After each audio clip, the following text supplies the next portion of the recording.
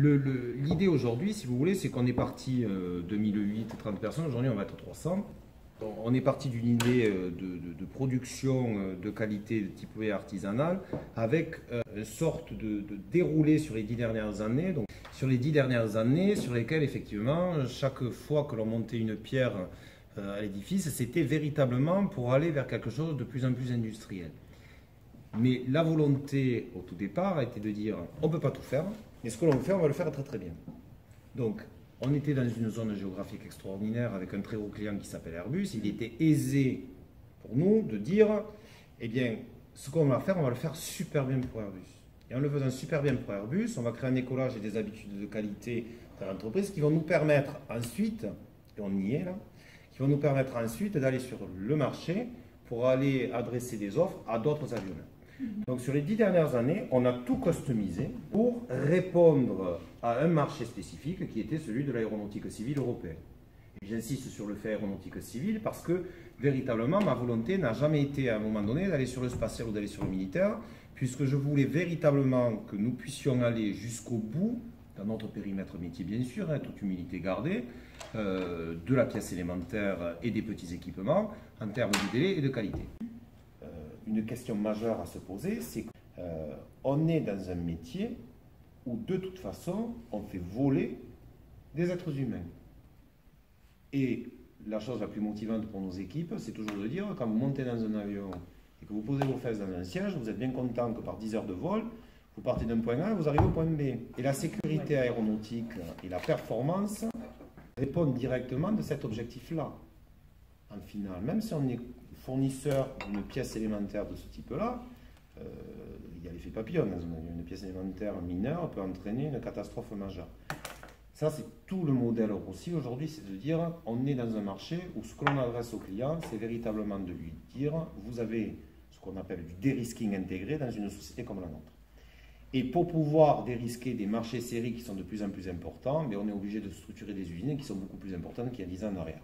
D'où le site d'Eurocentre que vous avez visité, sur lequel nous nous trouvons aujourd'hui. Et effectivement, on se retrouve dans ce marché-là aujourd'hui, on en est à la césure, où on aura dans notre offre dérisqué la totalité des réalités d'approvisionnement de pièces qui peuvent exister dans notre périmètre métier, la pièce élémentaire et le petit ensemble.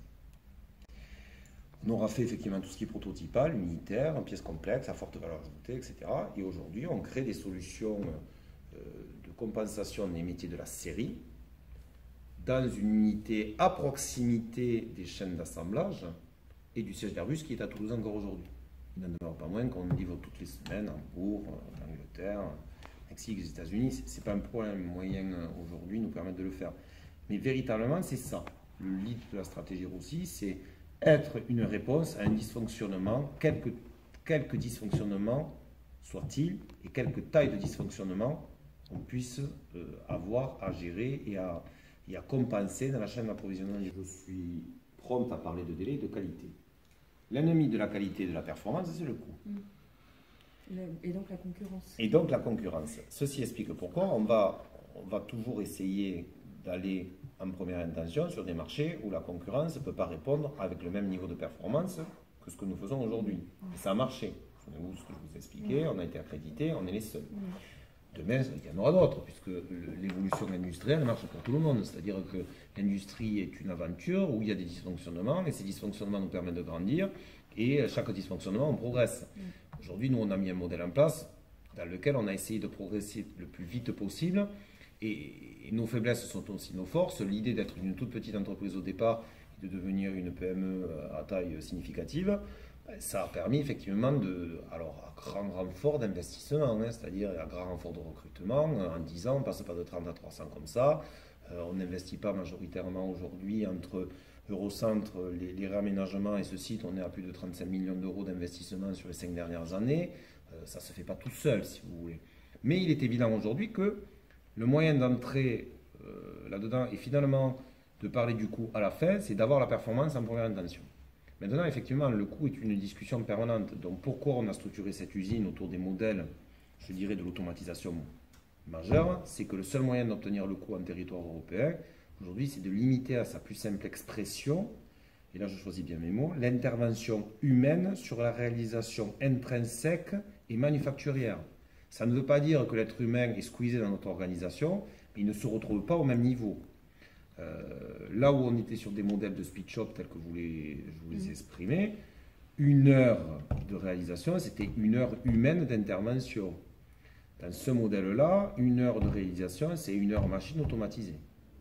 Donc, ça veut dire quoi? Ça veut dire que sur une usine qui est la plus grande du groupe, aujourd'hui vous êtes sur 10 000 m² ici, globalement, sur 2,5 hectares, il y a 10 000 m², on aura à terme une efficacité de l'heure de production qui va être intrinsèquement la meilleure en termes de mobilisation la plus réduite de l'intervention humaine, puisque la problématique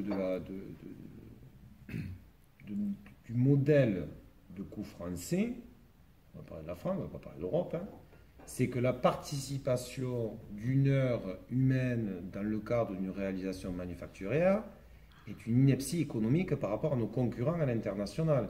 Et je vais y venir. L'étape dernière, c'est comment Rossi Aero aujourd'hui va de même pouvoir fournir de la série par rapport à des critères de taille critique. Vous ne m'avez pas encore posé la question, mais je vais l'anticiper. C'est qu'aujourd'hui, 300 personnes, 40 millions d'euros de chiffre d'affaires, nous ne sommes pas à la taille critique. Mais l'ennemi de la performance et de la qualité, c'est également la taille. Plus on est gros, plus on risque de créer des dysfonctionnements dans un modèle industriel.